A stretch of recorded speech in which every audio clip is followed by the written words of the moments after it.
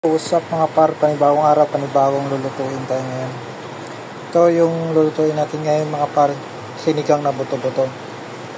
Ito yung talong natin, okra, na gagamitin natin mamaya pagluto.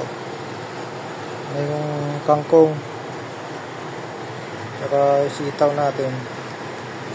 Tatlong kangkong yan, yung kamatis, sibuyas, yung karni natin. Kaya mga par, lutuin natin ito. Yan mga par, nahiwaan natin yung kamatis, sibuyas. Awan tapos yung mantika natin mga par. Yan mga par, di tayo magtitipid ng kamatis kasi dati nagtitipid tayo ng ricados. Ngayon di na kasi may kabili tayo. Di na nagtitipirin para masarap. Yan mga par, lagay ko na yung karne. Paluluin lang natin.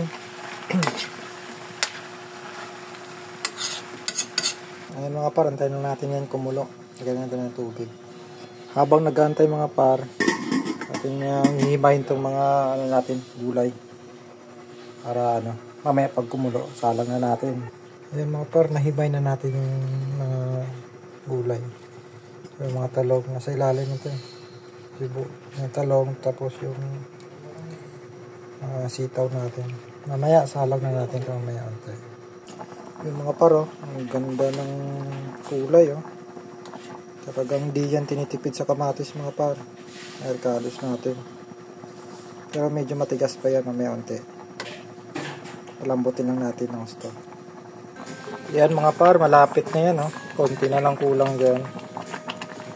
Di natin tinitipid sa ricados yan mga par. Kompleto ricados yan. Gulay. Talong, okra, sitaw. Yan. Tapos tingnan nyo yung sabaw par. Sticky yung sabaw natin. Kaya talagang ang dami ng umorder nito.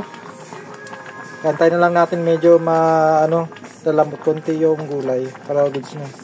Ito mga par, the moment of truth. Wow. Yan, okay na yan. Kanina pa yan. Goods na yan. Tara mga par, kain.